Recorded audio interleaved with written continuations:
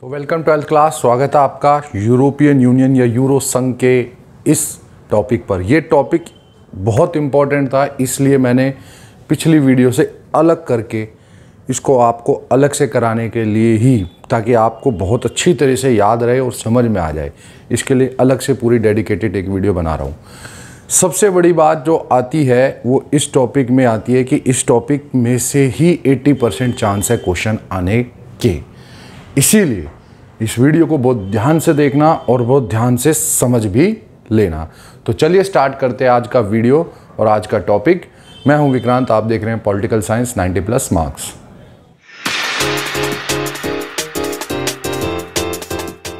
तो 12th class, इससे पहले मैं वीडियो स्टार्ट करूं, मैं आपको सिर्फ 3 बातें बताऊंगा, बहुत इंपॉर्टेंट है, सुनना। अगर यूरो संघ या यूरोपियन यूनियन से कोई क्वेश्चन आया या प्रश्न आया तो वो सिर्फ 3 होते हैं। 99.99% है वो 3 क्वेश्चन होते हैं। पहला जो क्वेश्चन बनता है, किस प्रकार या कैसे, हाउ यूरोपियन यूनियन या यूरो संघ एक राजनीतिक संगठन या पॉलिटिकल ऑर्गेनाइजेशन बन गया। मतलब उसने किस किस स्टेजेस या लेवल या स्तर से एक राजनीतिक संगठन का रास्ता या पॉलिटिकल ऑर्गेनाइजेशन का जो रास्ता है अपना पार किया। उसका जवाब जो आपको देना है वो मैंने आपको पहले ही बताया था, यूरो संघ का विकास वाला, जो लास्ट टॉपिक मैंने आपको लास्ट वीडियो में कराया था। अगर आपने वो वीडियो नहीं देखा है तो खास करके उस वाले टॉपिक को बहुत ध्यान से देख लेना। उसके सारे पॉइंट्स ही आपको इस क्वेश्चन का आंसर देंगे कि कैसे विकास हुआ और कैसे यूरो संघ एक आर्थिक संगठन से राजनीतिक संगठन या इकोनॉमिक ऑर्गेनाइजेशन से पॉलिटिकल ऑर्गेनाइजेशन बन गया। वो वाला क्वेश्चन हुआ पहला। दूसरा और सबसे इंपॉर्टेंट बात आती है इसमें, जो दूसरा क्वेश्चन बनता है और इसके बहुत सारे तरीके होते हैं, वो समझ लेना। पहला, क्यों यूरोपीय संघ या यूरोपियन यूनियन एक शक्तिशाली या पावरफुल संगठन या ऑर्गेनाइजेशन है? किस प्रकार कह सकते हैं कि भाई यूरोपियन यूनियन शक्तिशाली है? क्यों, कैसे, कुछ भी हो जाए, सबसे प्रभावशाली, सबसे शक्तिशाली, डोमिनेंस, पावरफुल यूरोपियन यूनियन संगठन क्यों है? ये वाला हम आज करेंगे। और तीसरा क्वेश्चन यूरोपियन यूनियन या यूरो संघ से बनता है, यूरोपियन यूनियन की कमियां। तो अब जो हम कर रहे हैं वो वाला टॉपिक होगा, यूरोपियन यूनियन यूरो संघ को क्यों प्रभावशाली या शक्तिशाली संगठन विश्व में या वर्ल्ड में बोला जाता है। तो 12th क्लास, इसमें पहला पॉइंट आता है शक्तिशाली प्रभाव। सबसे पुराना संगठन था, ओल्डेस्ट ऑर्गेनाइजेशन। देखो, यूएनओ बनता है 1945 में, लेकिन यूएनओ पूरे वर्ल्ड के लिए, क्षेत्रीय संगठन के हिसाब से देखा जाए तो इससे पुराना क्षेत्रीय संगठन, रीजनल ऑर्गेनाइजेशन कोई भी वर्ल्ड में नहीं है। अगर आप देखो तो 1948 की मार्शल योजना से इसका प्रारंभ, शुरुआत या स्थापना होती है, एस्टेब्लिश होता है और ये स्टार्ट होता है। लेकिन सबसे बड़ी बात ये नहीं होती कि प्रारंभ कब हुआ। बहुत सारे क्षेत्रीय संगठन हैं, सार्क है जिसे आप दक्षेस बोलते हैं, आसियान है जो आप आगे पढ़ोगे, ऐसे बहुत सारे क्षेत्रीय संगठन बने, लेकिन जिसकी लगातार मीटिंग्स हो, सम्मेलन हो, जो लगातार काम करे हर साल पे साल, वो भी एक बहुत बड़ी इंपॉर्टेंस या महत्व रखता है। 60 वर्षों से, बल्कि अब तो यूं कह लो कि 70 वर्षों से लगातार इसकी निरंतरता, इसकी कॉन्टिन्यूटी बनी हुई है। मतलब इसके पास 70 ईयर्स का एक्सपीरियंस, अनुभव है।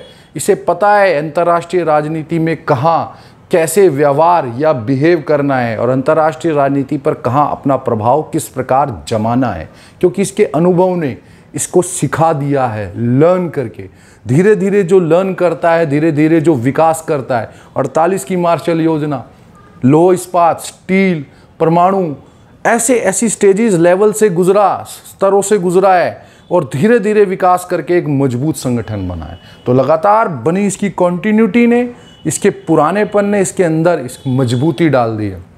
यहाँ तक कि इसके संसद के चुनाव हर 5 वर्ष में होते हैं। इसने कहीं भी अपनी कॉन्टिन्यूटी को, अपनी निरंतरता को छोड़ा नहीं और इस चीज़ ने इसको एक बहुत शक्तिशाली बना के रखा। यहाँ तक कि अगर आप देखोगे जितने अदर क्षेत्रीय संगठन बने, आसियान बना 67 में, सार्क बनता है 85 में, ये सब भी ये देखकर बने कि नहीं यार देखो उस क्षेत्रीय संगठन ने बहुत ज़्यादा विकास कर लिया और वहाँ के देश बहुत मजबूत हो गए, तो उन्होंने भी सोचा कि भाई हम भी ऐसे ही बनाते। तो अन्य जितने भी क्षेत्रीय संगठनों का बाद में निर्माण होता है, विकास होता है, वो इसके विकास को देखते प्रेरणा, इंस्पिरेशन लेके होता है कि उन्होंने बहुत ज़्यादा कर लिया। मतलब ये सबके लिए एक मिसाल के रूप में कायम है। क्यों? क्योंकि सबसे पुराना है, नींव बेस बहुत मजबूत है, ज़्यादातर देश विकसित है इसके अंदर, और कहीं ना कहीं ये सारे देश मिलकर इसको जो पुराना संगठन है, ये कहीं ना कहीं इस पुरानापन, ये ओल्डेस्ट, इसकी मजबूती इसको एक बहुत शक्तिशाली, एक प्रभावशाली संगठन अंतर्राष्ट्रीय राजनीति या इंटरनेशनल पॉलिटिक्स में बना देती है। अब बढ़ते हैं नेक्स्ट पॉइंट की तरफ, चलते हैं दूसरे पॉइंट की तरफ। समान राजनीतिक रूप, इक्वल पॉलिटिकल फेस या रूप कह लो। देखो इसको समझो, यूरो संघ में जितनी भी देश या कंट्री शामिल है, इन्वॉल्व है, वो सबका अपना ही एक यूरो संघ का, इन्होंने सबको एक पॉलिटिकल इक्वली लाके रखा है। किसी भी देश के साथ कोई डिस्क्रिमिनेशन, भेदभाव नहीं हो रहा। सबको एक ही झंडे को अपनाना पड़ता है, सबका एक ही राष्ट्रगान है, संसद है अपनी, और अपनी मुद्रा यूरो भी है। मतलब अब आप ये कह सकते हैं कि इनकी हर चीज समान रूप से चलती है, सबको एक ही संसद के जो इनके चुनाव भी होते हैं इलेक्शन पे, उसी हिसाब से काम करते हैं। अपना झंडा, अपना राष्ट्रगान, अपनी मुद्रा यूरो तक है। यहां तक कि इनकी जो सबसे स्ट्रॉन्गेस्ट बात वो ये है, साझी सुरक्षा और विदेश नीति, ज्वाइंट सिक्योरिटी है, सिक्योर और फॉरेन पॉलिसी।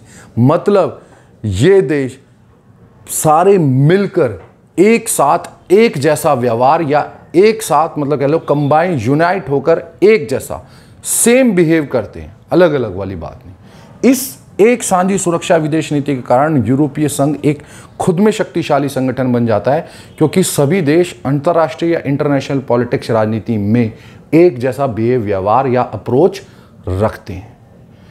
तो अपना राष्ट्रगान, अपना झंडा, अपनी संसद, अपनी मुद्रा, अपनी साझी सुरक्षा विदेश नीति के कारण ये एक मजबूत संगठन बन जाता है।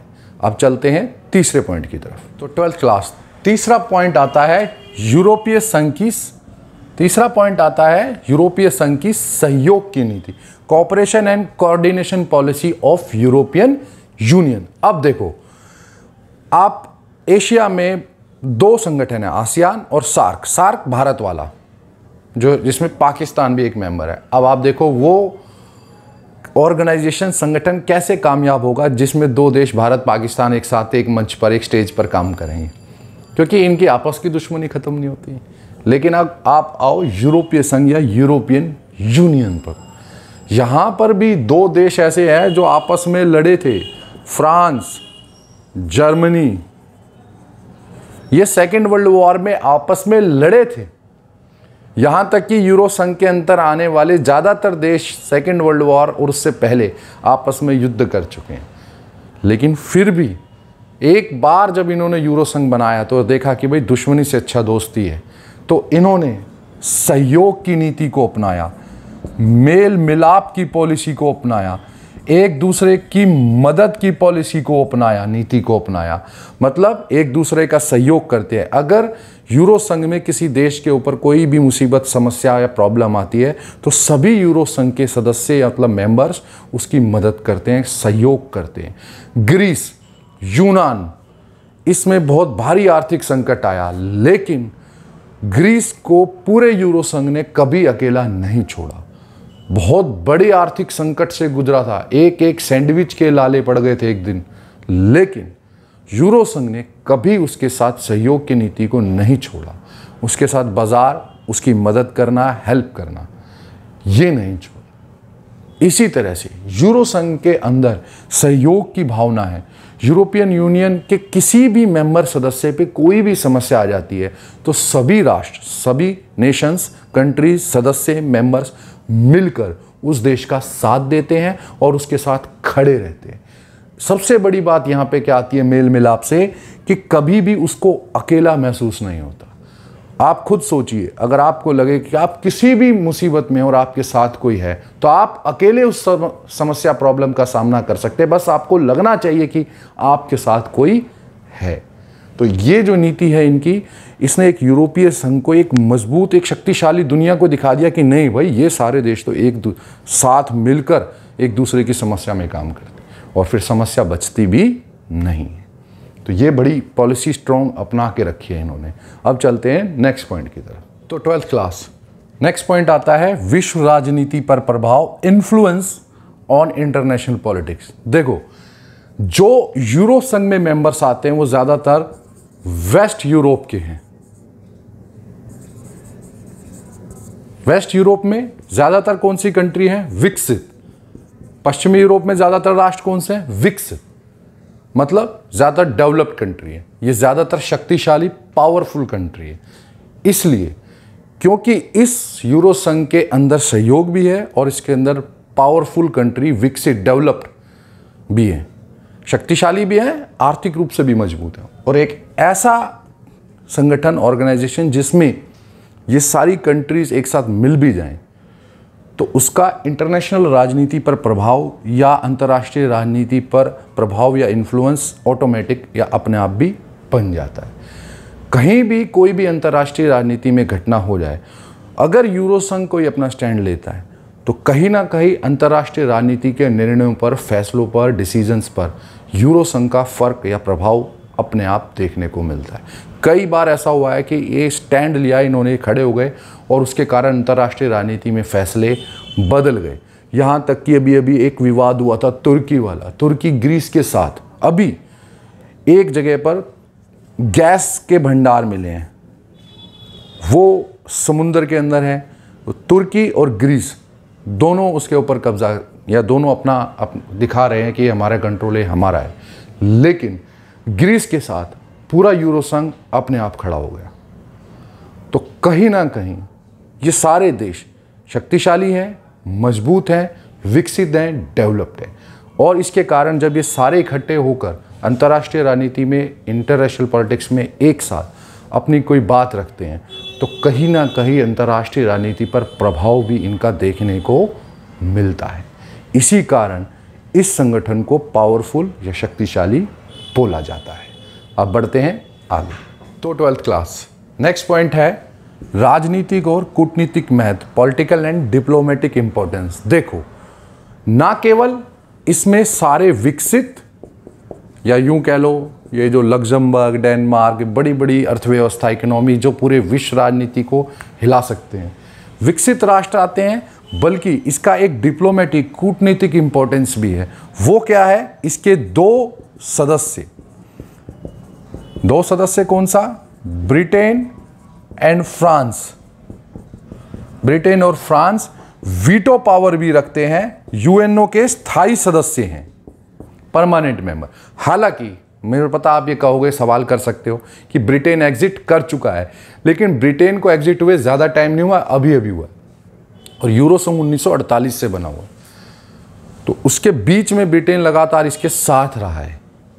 तो इस वजह से आप इस पॉइंट को लिखेंगे तो कोई गलत नहीं कर पाएगा, क्योंकि हम इसका बैकग्राउंड पढ़ा रहे 1948 से और अब तक। तो अभी एग्जिट हुआ है, जो इसके बीच में निर्णय हुए हैं उसमें ब्रिटेन का रोल या उसका भूमिका रही है। तो आप ये कह सकते हैं कि जिस क्षेत्रीय संगठन, रीजनल ऑर्गेनाइजेशन के दो देश यूएनओ में वीटो पावर हो, तो उस रीजनल ऑर्गेनाइजेशन या उस क्षेत्रीय संगठन के किसी भी राष्ट्र के खिलाफ या मेंबर के खिलाफ, सदस्य के खिलाफ कोई प्रस्ताव कहीं भी पास नहीं हो सकता, क्योंकि उनके पास डिप्लोमेसी है, अपनी कूटनीति है और अपना पॉलिटिकल प्रभाव है, अपने राजनीतिक इन्फ्लुएंस है, जिसका इस्तेमाल वो खुलकर यूएनओ में और अंतर्राष्ट्रीय राजनीति में करते हैं, क्योंकि उन्हें पता है उनके पास पैसा भी है, पावर भी है। और जिसके पास पैसा, पावर, आर्थिक शक्ति, राजनीतिक शक्ति, कूटनीतिक शक्ति तीनों हैं, तो उसका अंतर्राष्ट्रीय राजनीति पर पावरफुल या शक्तिशाली और डोमिनेंट या शक्तिशाली और प्रभावशाली अपने आप देखने को मिलेगा। जहाँ तक कि अगर कोई भी प्रस्ताव कहीं भी लाया जाता है तो पूरे ये जितने भी फ्रांस, ब्रिटेन, बड़ी बड़ी विकसित और कंट्री हैं, इटली वगैरह, अपने किसी भी यूरो संघ के सदस्य को अकेला नहीं जाने देते और वहाँ जाकर वीटो लगाते हैं या वहाँ जाकर उसकी मदद करते हैं।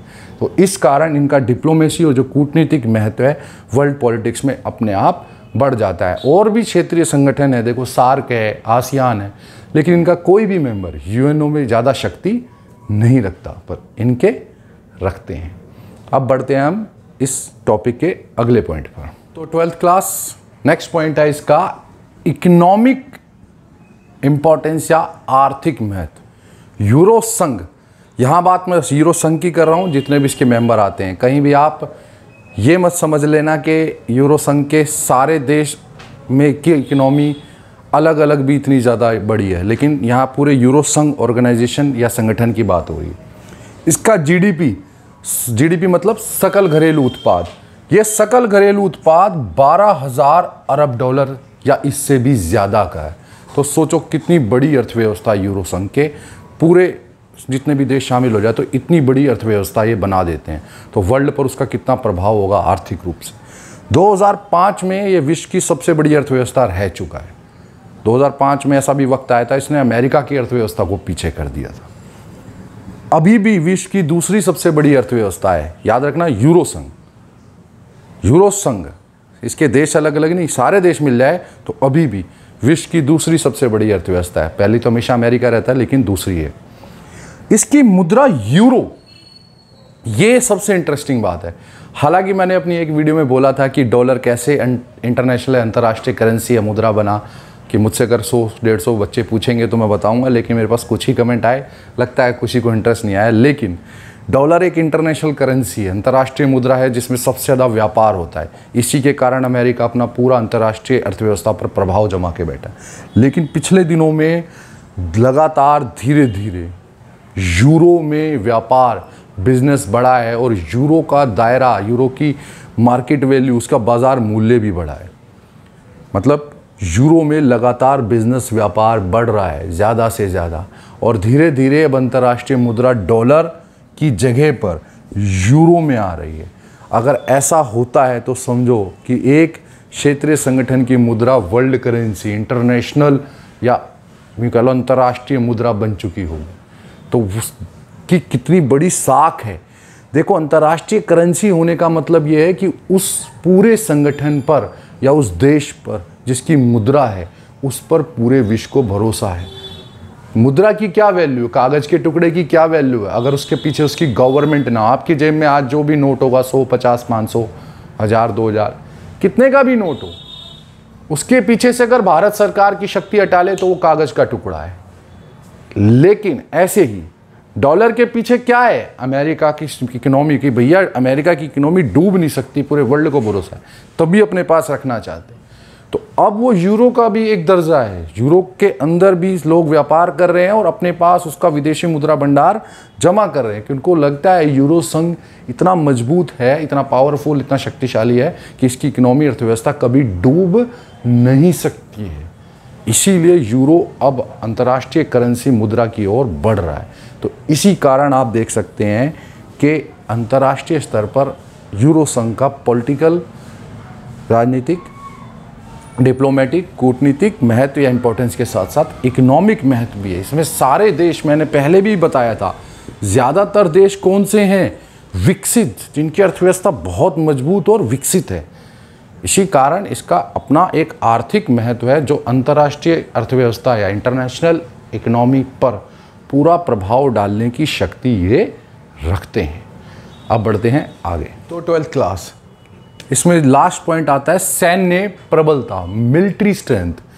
किसी भी संगठन को आप उठा के देखोगे ना, दूसरे रीजनल ऑर्गेनाइजेशन को, किसी के पास अपनी सेना और अपना बजट नहीं है।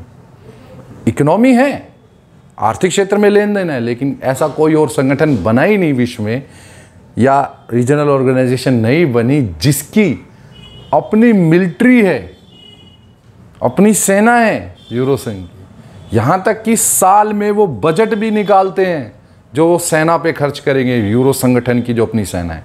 और वो कितनी बड़ा बजट है, विश्व का दूसरा सबसे बड़ा सैन्य मिलिट्री बजट है इनका, अमेरिका के बाद। इतना पैसा खर्च करते हैं तो सोचो इसके पीछे राजनीतिक आर्थिक शक्ति के साथ मिलिट्री सेना की पावर है तो कितना बड़ा संगठन होगा। विश्व की दूसरी सबसे बड़ी सेना, याद रखना दूसरी सबसे बड़ी सेना मतलब यूरो संघ की कह रहा हूं, देश की नहीं कह रहा हूं। लेकिन अगर संघ के हिसाब से चले तो विश्व की दूसरी सबसे बड़ी सेना इन्हीं की है। तो कितना खर्चा करते होंगे सेना पर और उसको बना कर रखने पर, ये सोचो।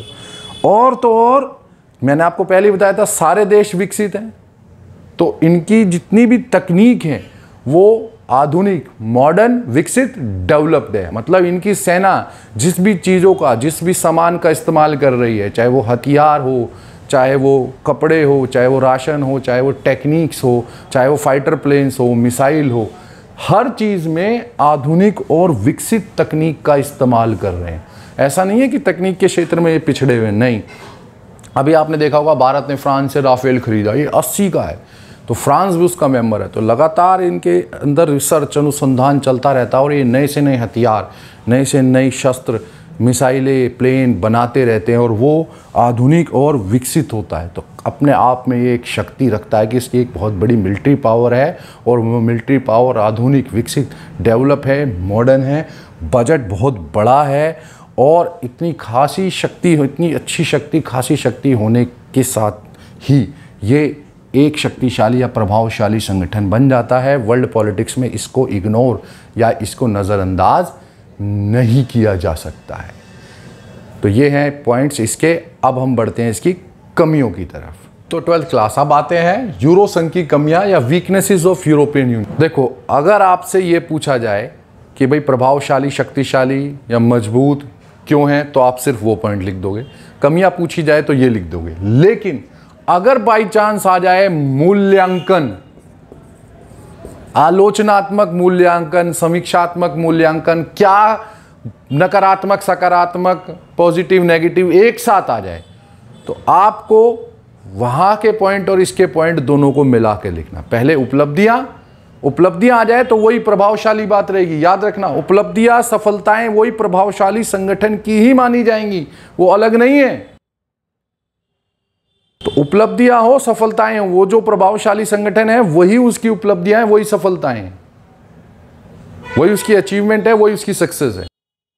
ऐसे ही अगर कमियां आ जाए, वीकनेस आ जाए तो लिख दोगे। लेकिन अगर दोनों आ जाए, मूल्यांकन, समीक्षा, इसे आप इवैल्यूएशन कहते हैं कि आपके हिसाब से बताओ क्या कमियां रही, क्या बेनिफिट, क्या फायदे, नुकसान, तो दोनों को लिखोगे साथ। पहले उपलब्धियां, सफलताएं या वही प्रभावशाली वाला, और दूसरा कमियां वाला जो अब बता रहा हूं। इसलिए बड़े ध्यान से क्वेश्चन को टैकल करना। कई बार ट्रिकी क्वेश्चन आ जाता है, फिर मत कहना मैंने बताया नहीं था।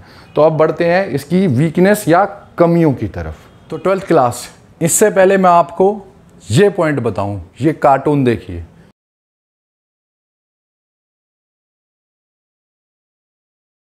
जिसमें एक बड़ा पानी का जहाज क्या है, ये टाइटैनिक फिल्म जो बड़ा जहाज था उससे लिया गया। इसमें जो सितारे हैं ये बता रहे हैं कि ये यूरो संघ से प्रदर्शित है। मतलब आपसे जब क्वेश्चन पूछा जाएगा तो ये पूछा जाएगा कि जो ये जहाज है ये किसको प्रदर्शित या सिंबलाइज कर रहा है, तो यूरो संघ को कर रहा है, क्योंकि 12 सितारे वाला है वो यही दिखा रहा है। फिर ये जहाज को दिखाया जाएगा टाइटैनिक, सबको पता है वो डूबा था, तो टाइटैनिक जहाज डूब गया था, तो ये डूबता हुआ क्यों दिखाया जाता है, तो उसका आंसर इस एक क्वेश्चन या इस एक पॉइंट में है। यूरो संघ एक अपना संविधान बनाना चाहता था। यूरो संघ की इच्छा थी कि मैं अपना एक संविधान बनाऊं जिसके अनुसार जो नियम, उसके कानून कि यूरो संघ में क्या क्या होगा, वो सब कोशिश में था। हालांकि उसने कोशिश की परंतु वो सफल नहीं हो पाया, वो उसे बना नहीं पाया। He wanted to make, यूरोसंघ wanted to make its own constitution but could not able to make or didn't make it. वो टारगेट को अचीव ही नहीं कर पाए, वो सफल नहीं हो पाए। इसमें कुछ देश आपस में इनके कुछ मतभेद हो जाते हैं और ये फिर उसको नहीं बना पाते। तो आपको वो कार्टून का भी आंसर मिल गया इसमें कि भैया वो कार्टून किससे सिंबलाइज है, किसका प्रतीक है, यूरो संघ का। ये बड़ा जहाज डूब क्यों रहा है, क्योंकि यूरो संघ अपना संविधान बनाना चाहता था परंतु नहीं बना पाया। ये चीज़ बहुत इंपॉर्टेंट है। कार्टून आप मेरे से बार बार अलग पूछेंगे, हालांकि मैं कार्टून को कैसे सॉल्व करते हैं, सारे कार्टून कैसे करते हैं ये भी बता दूंगा। लेकिन फिलहाल ये वाला आ गया है तो आप अपने याद में रखना ताकि आपको आगे याद रहे। तो यूरो संघ बनाना चाहता था, इसकी बहुत बड़ी कमी है पर बना नहीं पाया।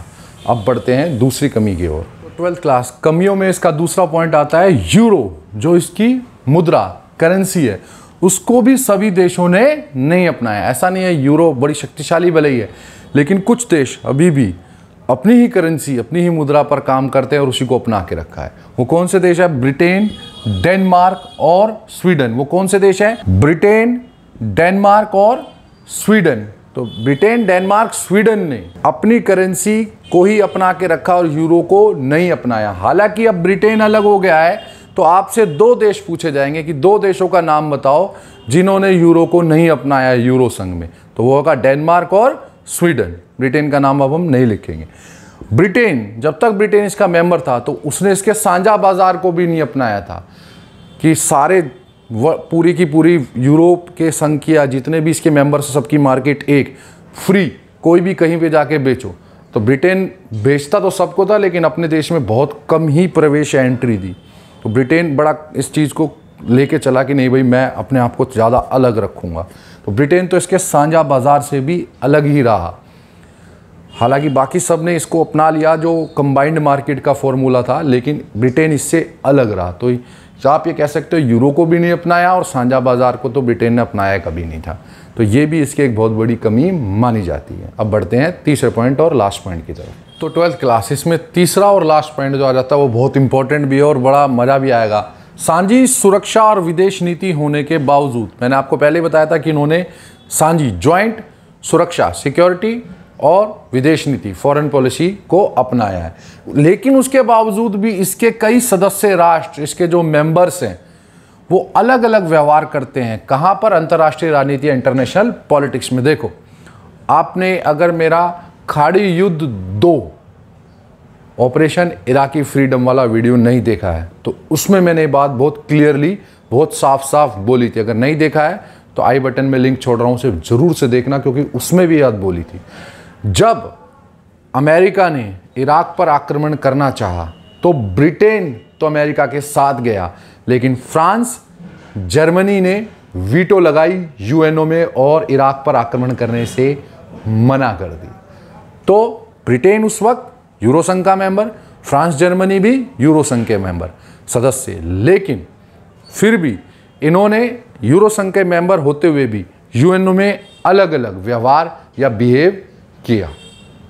तो उससे आपको समझ गई होगी सांझी सुरक्षा और विदेश नीति थी तब भी इसके मेंबर कभी कभी अलग अलग डिफरेंटली बिहेव करते हैं। In spite of having joint security and foreign policy, some members behave differently, अलग अलग। और वो घटना कौन सी है? एग्जाम्पल के साथ लिखना। 2003 इराकी फ्रीडम या इराकी फ्रीडम ऑपरेशन में, इराक युद्ध में, खाड़ी युद्ध 2 में अमेरिका ने जब यूएनओ में प्रस्ताव रखा तो ब्रिटेन ने तो समर्थन किया, परंतु फ्रांस और जर्मनी ने इस पर वीटो लगाई। हालांकि जर्मनी के पास वो वीटो नहीं है, लेकिन यूरो संघ में वीटो है। तो यूरो संघ में उसने अपना शक्ति दिखाई और जर्मनी ने साफ साफ आलोचना की, उसके खिलाफ खड़ा हो गया।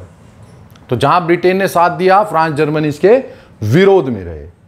तो इससे आप समझ सकते हैं कि ये कैसे अलग अलग व्यवहार या बिहेव करते हैं और ये इसकी एक कमी मानी जाती है। तो 12th क्लास ये इसका बहुत एक इम्पॉर्टेंट टॉपिक था जो मैंने आपको पूरी अच्छी तरह से समझा दिया है। उम्मीद करता हूँ कि आपको ये पूरा समझ में आ गया होगा और इसके क्वेश्चंस कैसे बनते हैं, किस प्रकार आते हैं वो भी मैंने बता दिया। 3 प्रकार के ही आने हैं, तीनों में से ही आने हैं, तीनों को ढंग से याद रख लेना। मैं फिर से बोल रहा हूँ, विकास या राजनीतिक रूप कैसे धारण किया, पॉलिटिकल कैसे बना, कैसे कैसे लेवल से गुजरा वो आएगा, या यही उपलब्धियाँ, कमियाँ, सफलताएँ या कमियाँ, जो भी आप देख रहे हो मूल्यांकन। इसके अलावा इससे कोई क्वेश्चन बनता भी नहीं है। तो इसको ठीक से याद कर लेना। वीडियो अच्छा लगा हो तो ज़रूर से लाइक करना, शेयर करना, सब्सक्राइब करना। और मैं हूं विक्रांत, आप देख रहे हैं पॉलिटिकल साइंस 90+ मार्क्स। मिलते हैं अगली वीडियो में।